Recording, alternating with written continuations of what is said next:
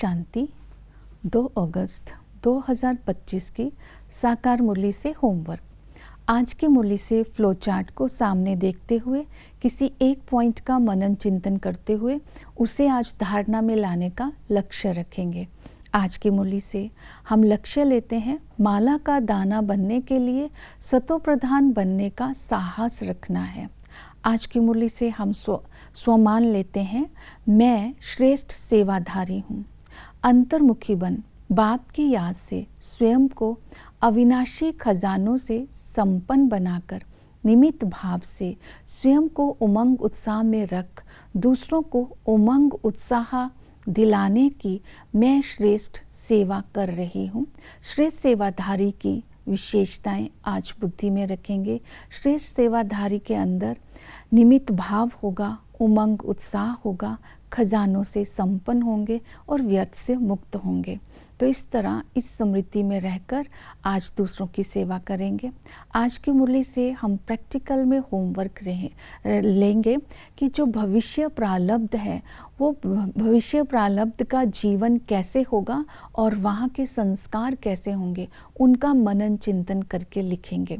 आज की मुरली से हम पुरुषार्थ करते हैं कि बाबा ने जैसे कहा कि सतो प्रधान बनना है, तो सतो प्रधान बनने के लिए आज विशेष अटेंशन देंगे। मुझे संपूर्ण निर्विकारी बनना है। बाबा ने कहा भविष्य में लक्ष्मी नारायण जो थे वो संपूर्ण निर्विकारी थे, तो हमें भी इस संगम पर ही पवित्रता की धारणा करनी है। काम महाशत्रु है, इस काम महाशत्रु के कारण ही आत्मा विकारी बनती है। विकारी बनने से आयु भी कम हो जाती है, शक्ल भी मुर्दे जैसी हो जाती है। तो इसलिए बाबा ने बोला इन भूतों को भगाना है, काम जीत जगत जीत बनना है। तो बाबा ने कहा जब तक तुम पवित्र नहीं बनते हो तो हम पावन दुनिया में नहीं जा सकते और वापिस अपने घर भी नहीं जा सकते। इसलिए पवित्र ज़रूर बनना है। पवित्रता के लिए विधि बताई श्रीमत में बाबा ने पहले श्रीमत दी है बाप की याद में रहना है और वर्षे की याद में रहना है। बाबा ने कहा भविष्य प्रारब्ध के नशे में रहना है कि हम ही विश्व की बादशाही लेने का पुरुषार्थ कर भविष्य में ऊंच पद पाने वाले हैं। फिर बाबा ने श्रीमत दी लोक लाज कुल की मर्यादा को छोड़ना है, अर्थात इस कलयुगी दुनिया की लोक लाज और मर्यादाओं में फंसना नहीं है। बाबा ने कहा निश्चय बुद्धि विजयंती, तो बाप में, स्वयं में, ड्रामा में, परिवार में निश्चय रखना है।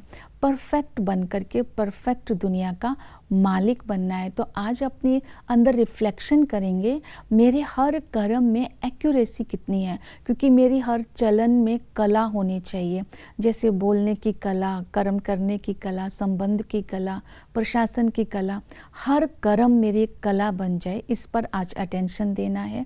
तो इसके साथ बाबा ने कहा नशा रहे, हम ही स्वर्ग की स्थापना के लिए बाबा के साथी हैं। तो ये श्रीमत आज सारा दिन अटेंशन में रखेंगे तो पवित्रता की धारणा होगी। दूसरा बाबा ने कहा संपूर्ण निर्विकारी बनने के लिए संग से अपनी संभाल करनी है। बाबा ने कहा संग तारे कुसंग बोरे। तो कुसंग क्या होता है? बाबा ने कहा माया के अधीन होते हैं तो माया खींच लेती है और गुटखा खा लेते हैं, देह अभिमान में आ जाते हैं। तो देह अभिमान के कारण ही बाबा कहते दूसरों को दुख देते हैं। देह अभिमान के वश ही शराब पीते हैं, विकार में चले जाते हैं, लड़ाई झगड़ा करते हैं। तो इसलिए ज्ञान का भी फिर घमंड हो जाता है। तो इस सब बातों को बाबा ने कुसंग बोला। संग तारे, इस संगम पर एक बाप का हाथ पकड़ना है तो हम पार हो जाएंगे। बाप का संग ही सच्चा संग है। तो बाबा ने कहा दूसरी विधि है कि अपने आप को सेवा में ऑफर करते रहेंगे तो भी कुसंग नहीं लगेगा, बाप की ऑफरिंग मिलती रहेगी। नेक्स्ट विधि बताई ज्ञान के जो मनन चिंतन करते रहेंगे, ज्ञान रतन चुगने वाला हंस बनना है, इस स्वमान में रहेंगे, दूसरे की विशेषता ही देखेंगे। फिर बाबा ने कहा देही अभिमानी बन करके रहेंगे। तो इसलिए संग का कितनी सारी विधियां बताई। इस संग में रहने से कुसंग अपने आप छूट जाएगा। इस तरह संपूर्ण सतोप्रधान बनने के लिए वैराग्य भी लाना है। बाबा ने कहा ये छीछी दुनिया है, इस छीछी दुनिया का विनाश होना है। यहाँ पर तो बॉम्ब्स मिसाइल्स बनाने वालों का भी मान रखा जाता है। यहाँ तो सब एक दो को विकारी बनाते रहते हैं। बाबा ने कहा तुम बच्चों को अंत समय, जब विनाश का समय होगा तो तुम्हें तो साक्षात्कार का हलवा मिलेगा, लेकिन उन साक्षात्कार का हलवा वो खाएंगे जो अपना माला का दाना बनने का पुरुषार्थ करते रहेंगे। तो इस विनाश से पहले कर्मातीत अवस्था को प्राप्त करने का पुरुषार्थ करते रहना है और इस दुनिया को दिल से वैराग्य रखना है, क्योंकि इस दुनिया का विनाश होना है। फिर बाबा ने कहा याद की यात्रा। याद की यात्रा से पहले हमें अपने अंदर समर्पणता लानी है। बाबा ने कहा 3 पैर पृथ्वी, ईश्वरीय यूनिवर्सिटी कम हॉस्पिटल खोल करके अनेक आत्माओं को शफा देनी है। जब मनुष्य आत्माएं शफा पाएंगी तो बाबा ने कहा तुम्हें दुआएं मिलेंगी, लेकिन इतना बलिहार जाने बाबा ने कहा मौसी का घर नहीं है। तो ये समर्पणता अपने अंदर देखनी है कि तन मन धन की मेरे अंदर कितनी है। फिर है याद की यात्रा। बाबा ने कहा याद की यात्रा से ही तुम्हारा भविष्य प्रारब्ध बनती है। तो आज याद करने की भिन्न भिन्न विधियां बताई। पहली विधि है प्राप्तियों को इमर्ज रूप में रखना है, क्योंकि जब हम बाप को याद करते हैं तो खिटखिट समाप्त हो जाती है, हम बाप की दिल पर चढ़ जाते हैं और बाबा ने कहा परफेक्ट बन जाते हैं, एवर हेल्दी बन जाते हैं, आयु बड़ी हो जाती है, कर्म इंद्रियों की चंचलता खत्म हो जाती है, खुशी का पारा चढ़ जाता है। तो इस प्राप्तियों को इमर्ज करने से याद स्वतः होगी। फिर दूसरी याद की विधि बताई स्नेह। अंतर्मुखी होकर के सुखदायी स्नेह के सागर में खो जाने से आत्मा सुख शांति के झूले में झूलती रहती है और दुख को भूल जाती है। इस तरह स्नेह स्वरूप बन करके स्नेह के सागर में समाये रहना है।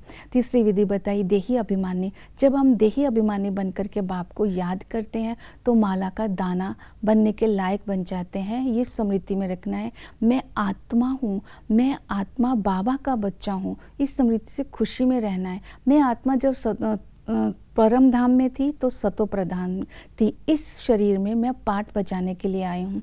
तो देही बन करके बाप को याद करना से आत्मा सुख का अनुभव करती है। फिर है संबंध। पिता के संबंध से बाप से विश्व की बादशाही का वर्षा मिलता है। वो टीचर आकर के हमें ज्ञान चिता पर बिठाते हैं, ज्ञान का इंजेक्शन लगाकर हमें आत्म अभिमानी बनाते हैं। इसी ज्ञान की जीवन में धारणा करने से हम भविष्य ऊंच पद के अधिकारी बनते हैं। इस पढ़ाई में एम ऑब्जेक्ट है लक्ष्मी नारायण जैसा बनना। हम परफेक्ट बन करके परफेक्ट दुनिया का मालिक बनते हैं और वो सतगुरु आकर के हम सबकी सदगति करते हैं, हमें पावन बना करके साथ ले जाते हैं। ओम शांति।